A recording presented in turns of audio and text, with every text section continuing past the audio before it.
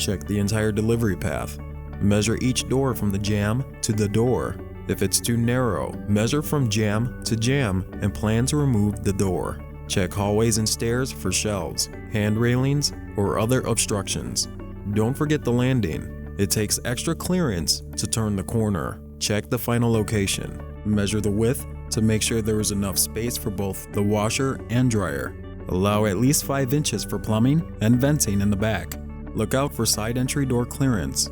Allow room for pedestal installation and opening of top loading washer lid. Take extra care when measuring for any special installations, such as a stacked pair or closet installation. Dimensions vary based on model. Check with your sales representative or visit LG.com for more information about dimensions and accessories.